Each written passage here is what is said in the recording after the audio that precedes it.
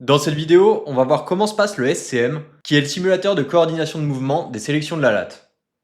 Ce simulateur, il est passé pendant la semaine de sélection au SECMA à Tours. Il vient donc après le passage au CSO, et c'est vraiment l'épreuve la plus importante de la semaine de sélection au SECMA.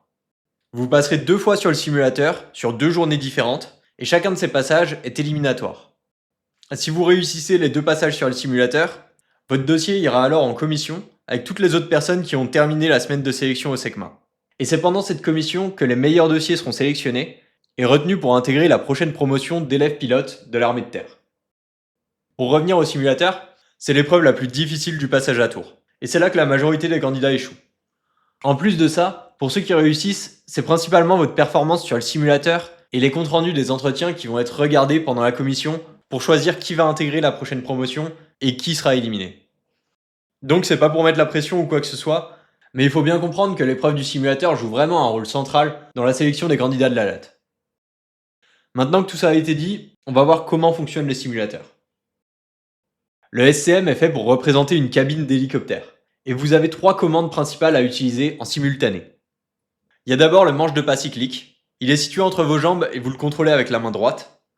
Le pas cyclique a 2 axes de mouvement, à la fois de gauche à droite et d'avant en arrière. Et sur l'écran que vous avez en face de vous, il contrôle la ligne bleue. Lorsque vous tirez le manche vers vous, la ligne bleue va monter, et inversement, lorsque vous poussez le manche, la ligne bleue va descendre. Lorsque vous mettez le manche sur la droite, la ligne bleue va s'incliner vers la droite, et lorsque vous mettez le manche vers la gauche, la ligne va s'incliner vers la gauche. Avec votre main gauche, vous contrôlez le levier de pas collectif. Le levier se déplace de haut en bas et permet de contrôler le triangle vert sur le côté de l'écran. Lorsqu'on tire le levier de pas collectif vers le haut, le triangle vert va monter. Et lorsqu'on pousse le levier vers le bas, le triangle descend. La troisième commande principale, c'est le palonnier qui est contrôlé par vos pieds. Le palonnier contrôle l'indicateur rouge en forme de chevron. Lorsque vous poussez sur votre pied droite, l'indicateur rouge va se déplacer vers la droite. Et lorsque vous poussez sur votre pied gauche, à l'inverse, l'indicateur rouge va se déplacer vers la gauche. Le cœur du SCM, c'est vraiment de bien manier ces 3 commandes. Si vous arrivez à replacer les indicateurs au centre à chaque fois qu'ils bougent, vous avez fait 80% du travail. Et c'est vraiment là-dessus qu'il va falloir focaliser votre attention pendant l'épreuve.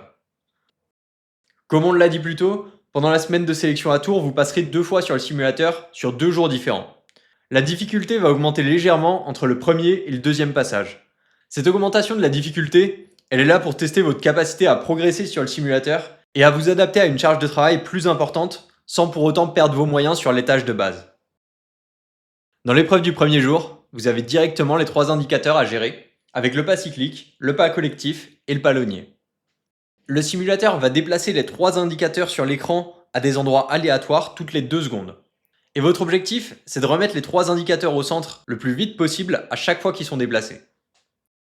Ce simulateur, il vous demande de faire des mouvements assez amples et de manière plutôt brusque, ce qui est assez loin du pilotage d'un hélicoptère.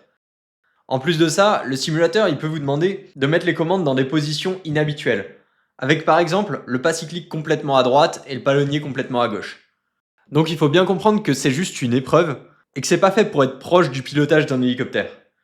Le simulateur il est plutôt là pour tester votre capacité à réagir rapidement et à bien coordonner les mouvements que vous faites sur les 2 manches et le palonnier en même temps.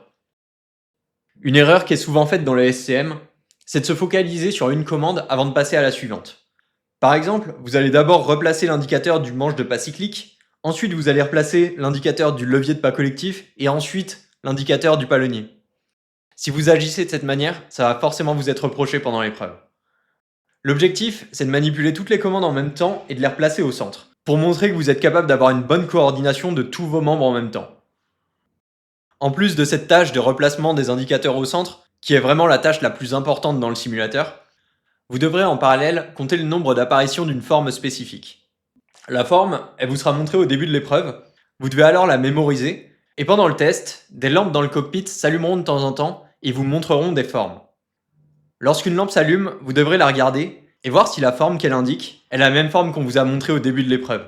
Si c'est le cas, il faut la compter, et si c'est pas le cas, il faut pas la compter. À la fin de chaque phase de test, vous devrez indiquer le nombre d'apparitions de la forme sur un clavier numérique. Le premier jour, vous aurez 4 phases de test sur le simulateur qui durent chacune 3 minutes. La première phase, elle n'est pas notée, et elle sera débriefée par l'instructeur qui vous dira quelles sont les erreurs que vous avez faites et quels sont vos axes d'amélioration. Les 3 phases suivantes, elles seront notées et elles détermineront votre passage au jour suivant ou non. Donc surtout, vous devez tout donner à chaque phase de test pour essayer d'avoir le meilleur résultat possible à chaque fois.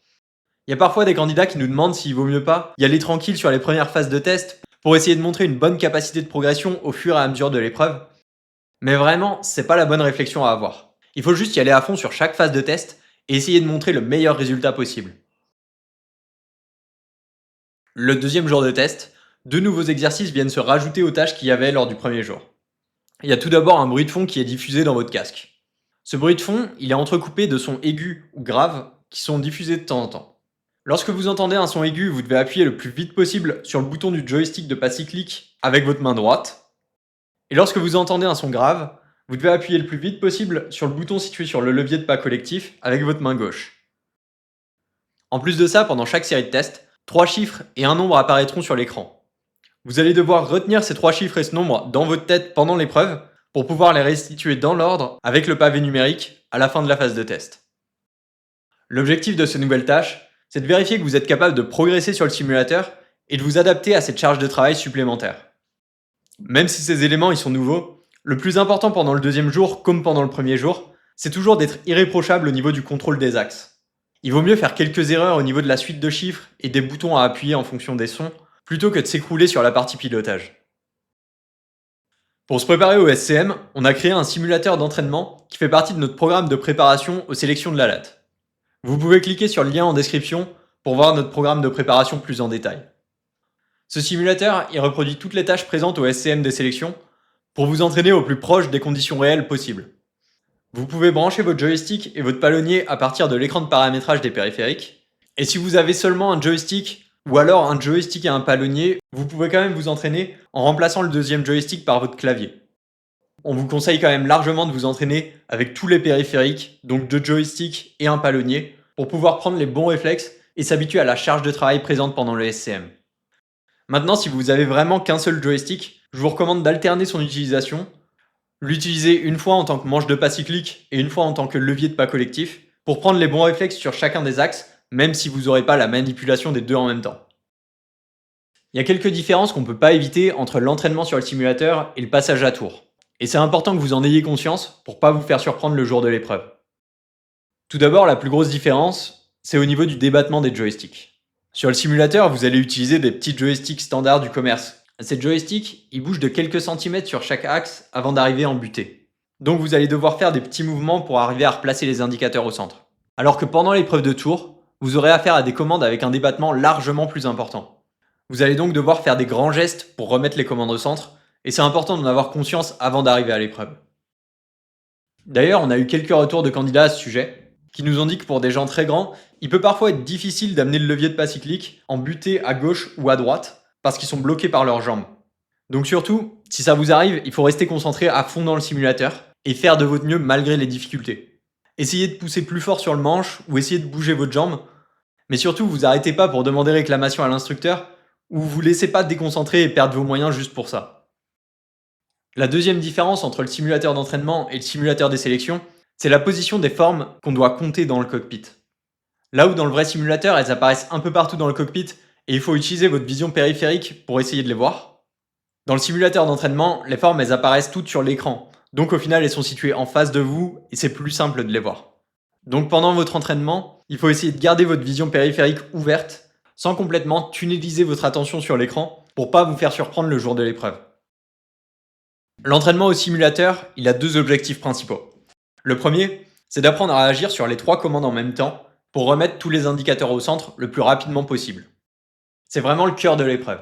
Et avoir les bons automatismes, ça vous permettra de vous adapter très rapidement aux commandes du simulateur des sélections. L'objectif, c'est que vous ayez même pas à réfléchir. Lorsque vous voyez que la barre bleue elle est en haut de l'écran par exemple, il faut qu'instinctivement vous poussiez sur le manche sans même avoir à y réfléchir. Le deuxième objectif, c'est de vous entraîner à faire plusieurs tâches en même temps. Vous devez à la fois agir sur les 3 commandes de vol, compter le nombre d'apparitions de la figure, retenir la suite de chiffres et appuyer sur les boutons en fonction du son que vous entendez. Cet entraînement, il vous permettra de vous adapter à la charge de travail qui augmente entre le premier et le deuxième jour de test. Et ça va vous permettre de montrer une bonne progression au cours de l'épreuve. C'est tout pour la présentation du SCM. Si vous voulez vous entraîner sur notre simulateur, cliquez sur le lien dans la description pour aller voir la préparation à latte. Bonne préparation et bon vol.